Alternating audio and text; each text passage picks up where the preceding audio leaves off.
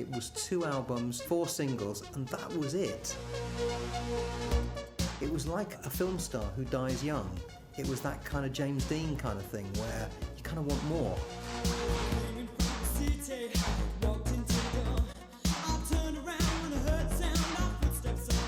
Yazoo, one of those acts whose magic has been released over a period of time. A lot of stuff 1982-83 would have fizzled away, but there's something about Yazoo that transcends even just nostalgia.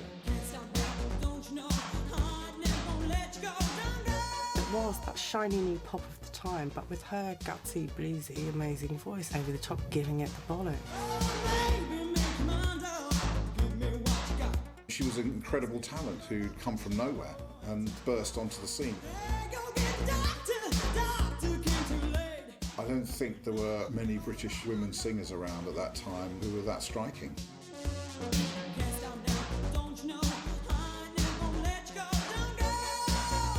She was really a sort of R&B blues singer, and mixing that with electronics was sort of unheard of, and it was a great idea. It was like a clash of 2 different things coming together that just worked really well. There was nothing that had been like that before. It is a fantastic story that it was very brief, it was an unlikely partnership, it was incredibly successful, and yet oddly enough there was areas of it that shouldn't have been successful. All of that in the long run make them an interesting story.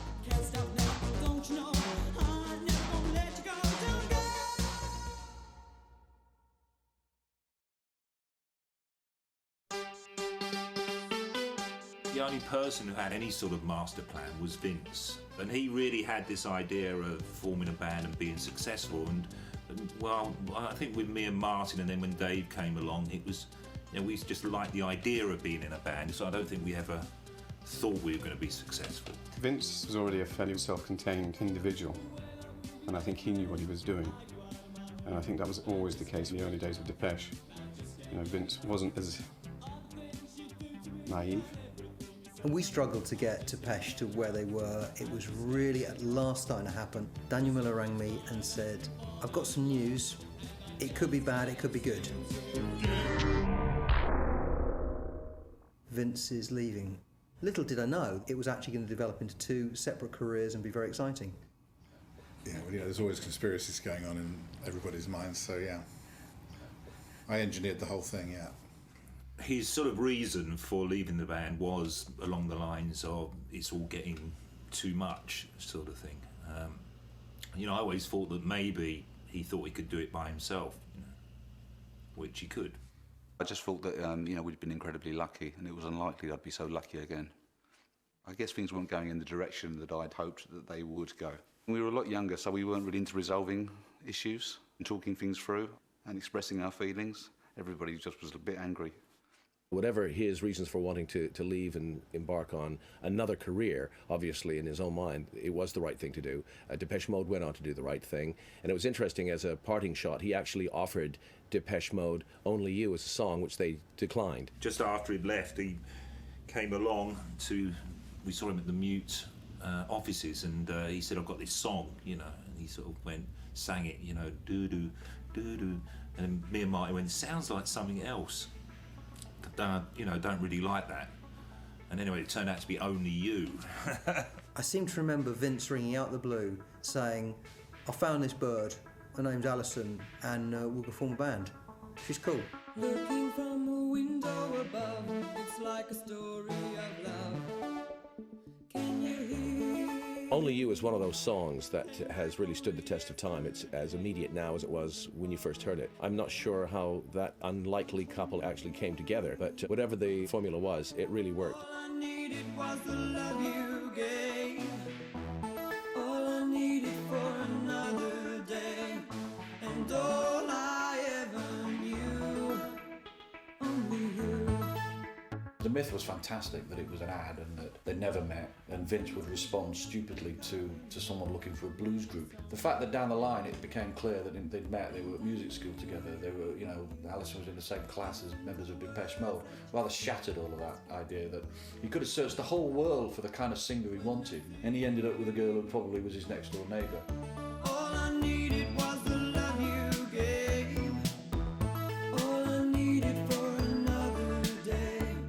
And all I ever knew. advertised, I think, for a rootsy blues band in the Melody Maker.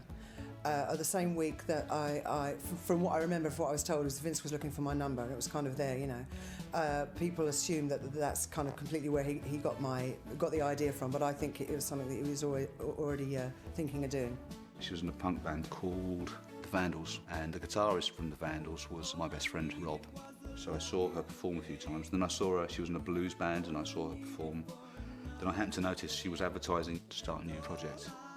I'd moved out of home and was staying at a friend's bedsit for a week, and that's as long as I lasted, because I had nowhere to park my motorbike. And I got a phone call from my parents saying that Vince had called and wanted to get hold of me. I called him back. He said he had a demo that he wanted me to sing on. Wonder if you'll understand. It's just the touch of your hand behind a closed door. I think she just came around my house. I played her the demo, and then she sang it. I had a little 4-track cassette tape recorder, and she sang it onto that. And all I ever knew, only you. I wasn't very experienced at that time dealing with artists, and it's always very difficult to sit in a room with a guy who's just about to play his new work. Anything you say sounds wrong somehow, because if you say, wow, that's fantastic, they go, oh, he's just bullshitting, just saying that. I kind of envisaged that I would be going back to doing a normal job once I left Depeche. If he didn't like it, then I was going to get a day job. And Vince called up and asked if he could pop by and play me something. I said, yeah, sure thing. And he came by and he played it to me, and I think I was just a bit thrown by it. So I just thought, well, that's it then. That's, you know, he doesn't like it, obviously. He's not jumping up and down or anything, so I'll go home. And then Rod Buckle, the publisher, came in with a couple of other guys who were the head of the publishing company, and they listened to the demo and they said, oh, this is really, really good. Then Daniel kind of gave it a second listen. I can remember all that really quite vividly. Just called up, said, Daniel loves it, thinks we should record it. And that was it. You know, it's like, okay, we should record it. This was all new ground for Alison. You know, she'd never been signed to a serious record company, if you like, and the Yazoo vehicle, for want of a better word, was undoubtedly rolling very quickly. Right, and is everything okay for them to come over and do Top of the Pops next week if we get high enough? As soon as we got beyond the initial difficulty of getting the record played, then the excitement started to build. It went in the charts at 198. Now, today, you know, you just people who just cry and hang themselves, you know. It's like then, 198. 198 out of, you know, all the records that are released. What an incredible thing that was, you know. And to have this record go up, you know, you get the record company call you, and it's gone up 20 places this week, it's gone up 30 places this week, and it's like, we're in the top 100. Fucking hell, top 100. In my own mind, I've put it at number one. I've always thought that record was number one, so to now realise it only got to 2 is a bit of a shock. I thought we had a number 1 with that. It was just serendipity, really. After that, he called up and said, they reckon we should make an album. The turnaround was incredible. I mean, I've met so many people that said, I'm going to do this, I'm going to do that, you know, and Vince was really the first one that actually turned anything into anything, you know, that was really interesting. But I mean, we're talking about a week from the demo that we've been doing Only You, and then 2 weeks after that, we're starting an album. I remember going around to his flat, he got his drum machine, he goes, got any songs? He's kind of like that, oh yeah, I've got a song, yeah.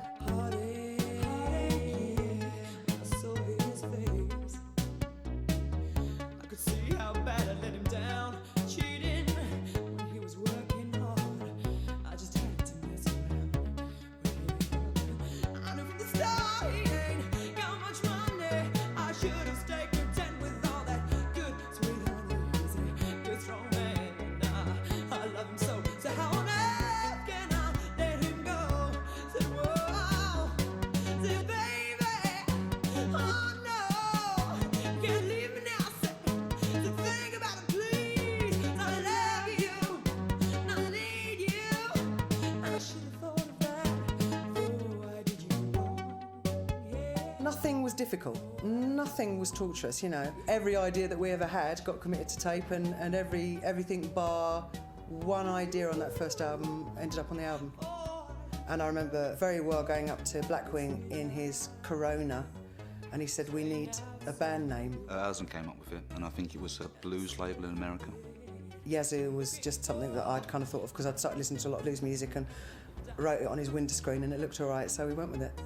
All this rain can wash away my tears, but nothing can replace all of those mixing colder, robotic type voices with electronics, and a lot of that album is sort of quite similar to what he was doing with Depeche, but what's different is this sort of soul, bluesy voice over the top of it. It was that nice duality to the sort of electro-pop sound, but the sort of darker, broodier, more dramatic singing. I wanted someone that could sing the songs with feeling and emotion. She was that person.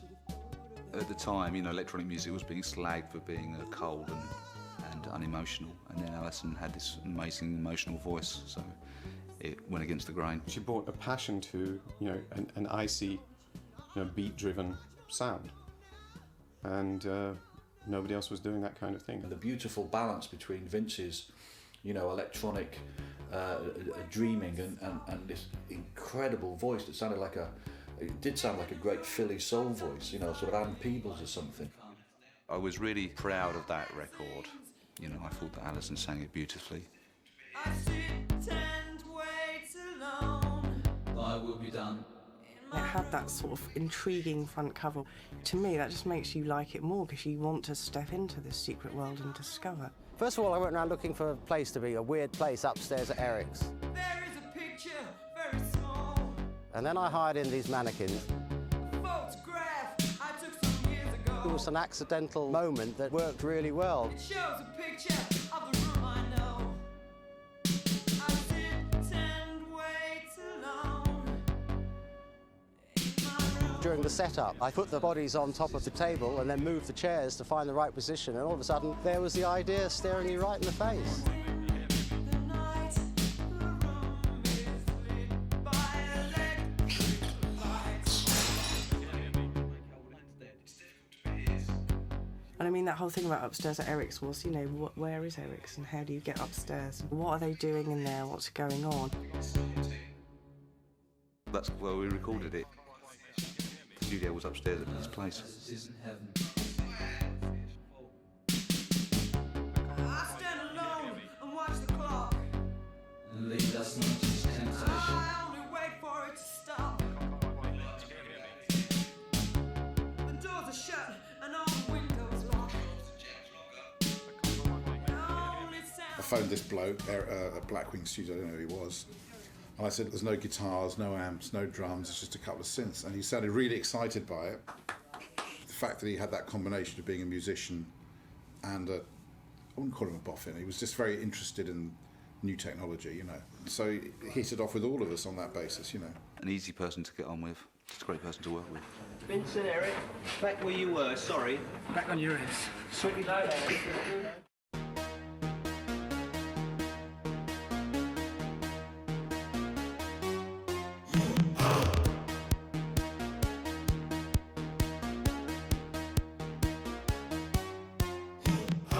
Well, Vince just got a Fairlight, which is probably the first commercially available sampler.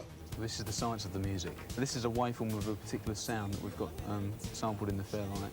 I remember feeling completely surprised that the simplest line, which I'd expect him to play freehand, he would feel far more comfortable programming and quantizing. Then it seemed like an odd thing to do. Now I completely recognise that as being a really important component of what it was that he was doing, the colours that he was creating with his programming. To the lights, to the trend setting in your head. Sunday night tears from youth clubs already dead. I'm glad we don't hear you anymore. I'm tired of fighting in your fashion war.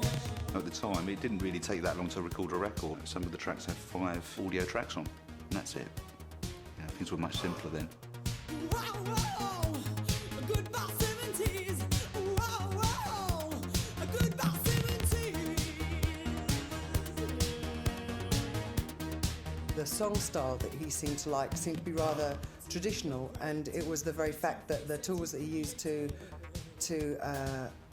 put that on was what was kind of deviant, and that's what made a really interesting mix.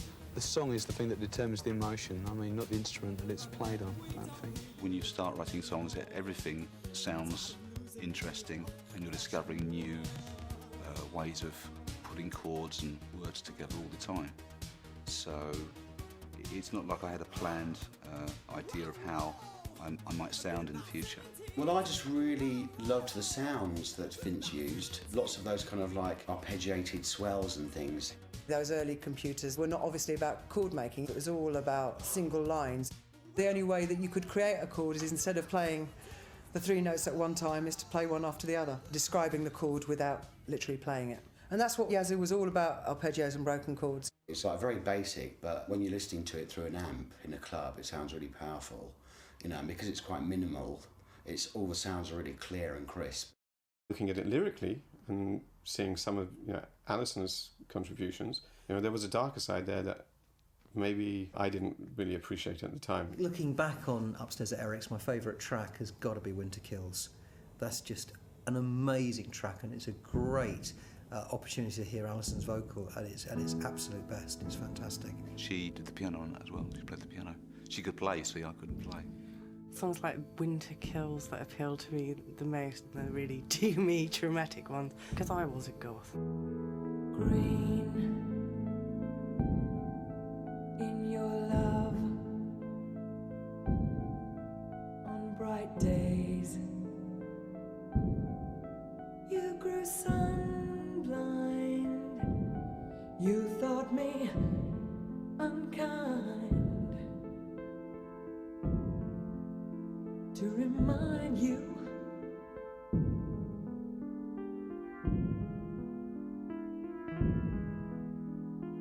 how winter kills.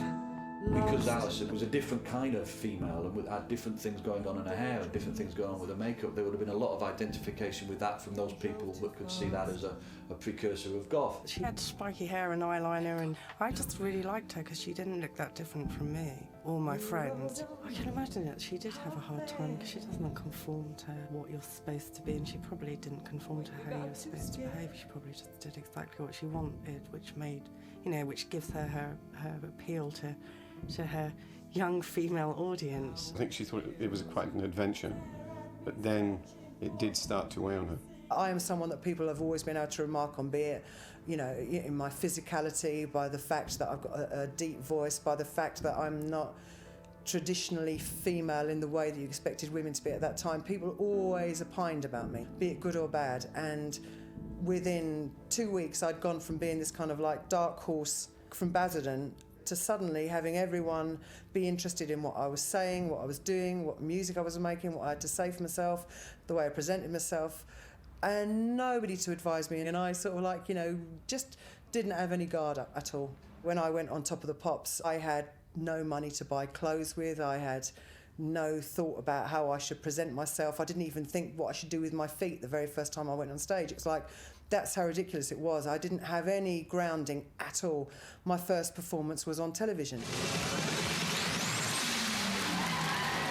Up next, the people, a duo who've made 2 of the best singles of the year so far. Yazoo. Top of the Pops was huge. 20 million people watched it at that time. It wasn't the only TV show, but it was by far the biggest and by far the most influential. And if you got Top of the Pops, you had a hit record, basically.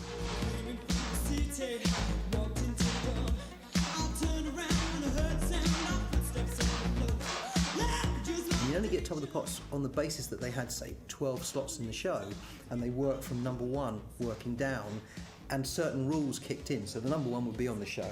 Number 2 was on last week, so it can't be on. You can't be on 2 weeks running as your number 1. Number 3 is going down, so that's out. Number 4, they're not available. Number 5 is up. Yes, they can be on the show. So it kind of worked by default, getting down the show. And if you got to say number, 47, and you got Top of the Pops, you're the 12th act on the show, and it's Yazoo. It's like, yes, we're on our way.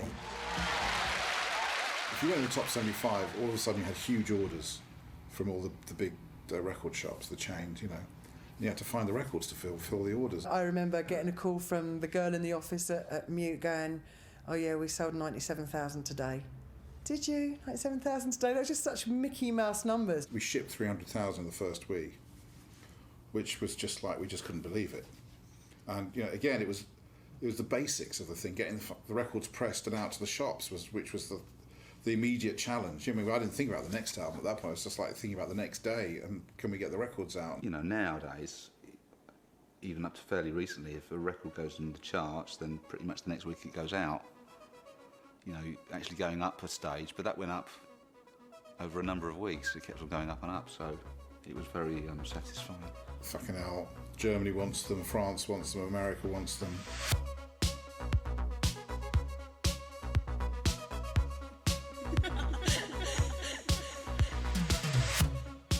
Situation had become a bit of an underground club hit in America, in the pre-house New York club scene, you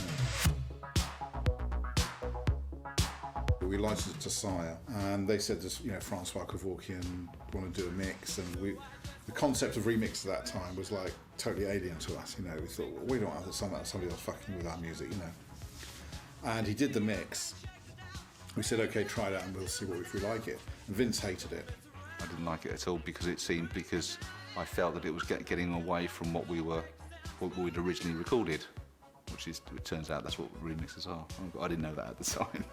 But for whatever reason, we said, okay, you can put it out, and of course it became massive.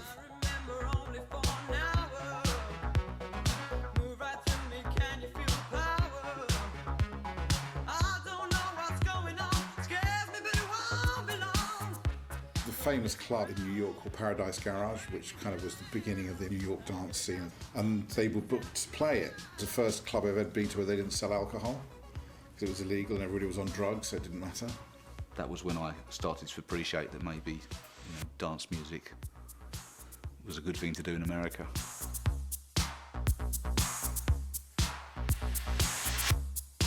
As there weren't that many live shows, there weren't that many I remember, but I do remember standing on the stage of the Dominion with Vince, and I think we had the BBC recording that for future broadcast. And I remember, you know, BBC engineers running around, thousands of miles of cables trunked everywhere, and Vince just stood there and looked at the whole thing, and he said, you know, with modern technology and a fairlight, I could be at home. Why do I need to be here? I mean, she could be on stage singing, I could play it, you know, just be at home. Easy. And I thought, Vince is really not into this. I can see already we're back to Depeche, I hate touring, I don't want to do this.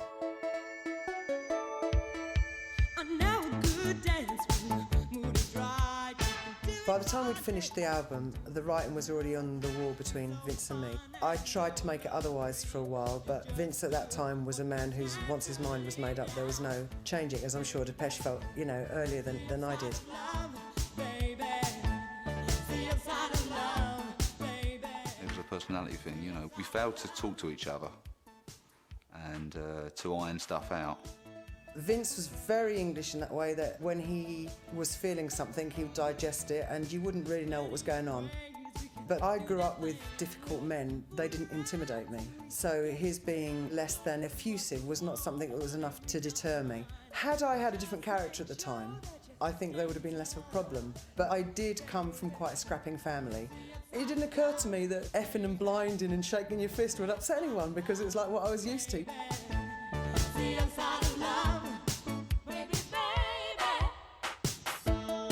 In my mind, and probably in hers, I'm sure that whole thing gets exaggerated and gets to a point where you can't see how this thing will resolve. It can only resolve in us ending the band.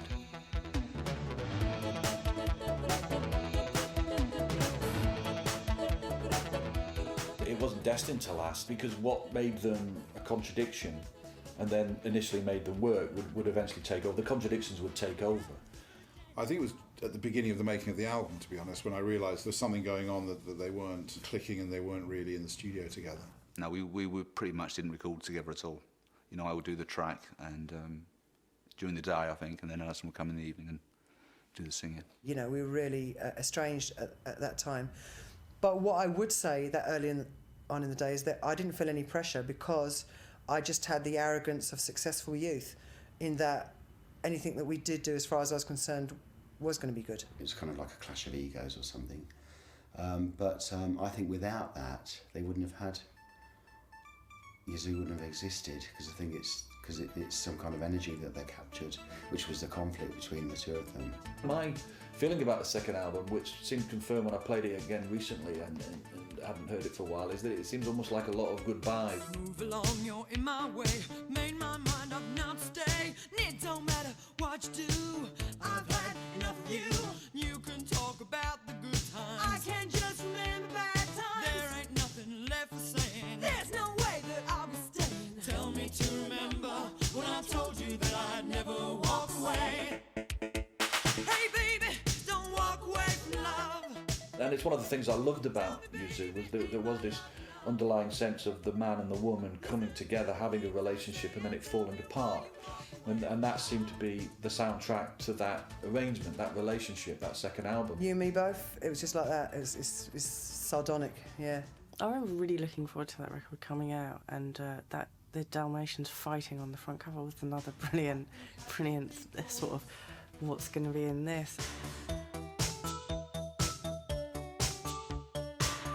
I love the artwork on that record. We didn't have a concept, someone came along with that idea. I think Alison was more involved, actually.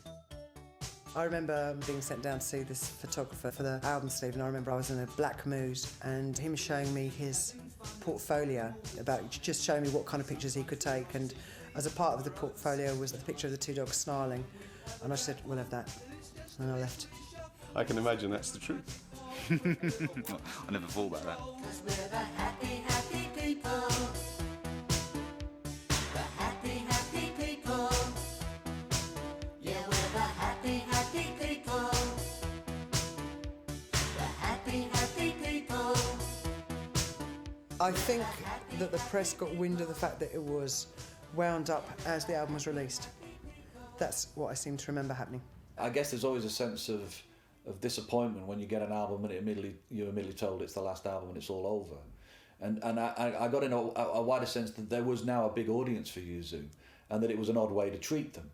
Now, we were quite used to those ways of treating an audience because, in a way, at the time, the audience wasn't necessarily the most important thing. It was the ideas and the art and the sonic invention. But it did seem a peculiar way to say goodbye. I suppose there was a tinge of, well, it's really great, but we know that there's not going to be another one.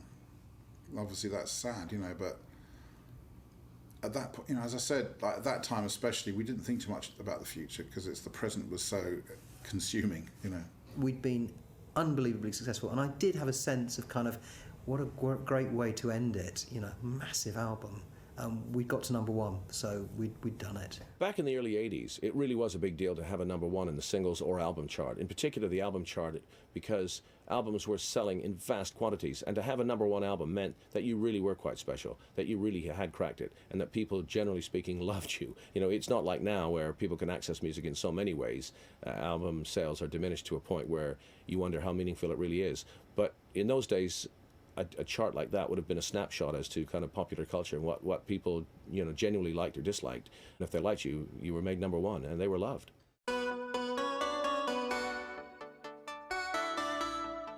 Towards the end of the recording, Alison played Nobody's Diary, and we recorded it, and it immediately stood out to be the track that should be released as a single. If I wait for just a second more, I know I'll forget what I came here for. I guess I hoped a little bit that it would make Alison feel a little better because it was, her track and her song. That was certainly a conscious thought of mine.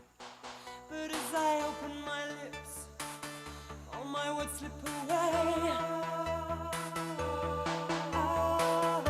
It was reported that Yazoo split up because I wanted to go and be a solo singer, which is the biggest load of tush ever. I can't believe you want to turn the page. So to say, was there any feeling of we did it too quickly, or I never wanted to do it in the first place? And move your life onto another stage. I don't know if Vince ever felt that it was the wrong move. I suspect not. You can change the chapter, you can change the book,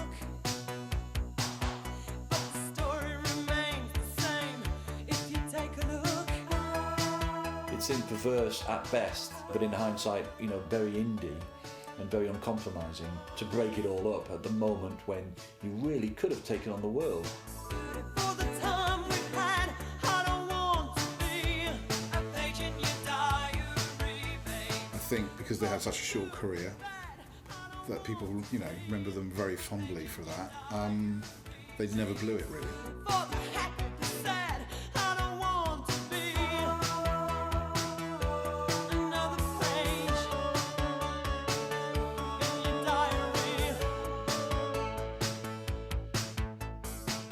I, at any point in the last 25 years, would have worked with Vince again, because I truly believe that with him, I was gifted something that I have not found since. I know what I brought to Yazoo, and I know what I brought to Yazoo was more than a voice, but I also know that had it not been for Vince, there would have been no deal on the table, there would have been no recording career. I have huge gratitude and warmth towards him.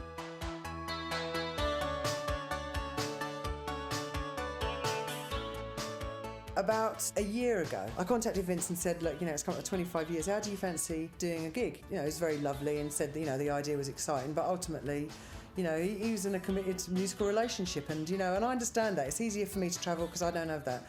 So it was like, well, you know, I got that completely and, you know, no hard feeling.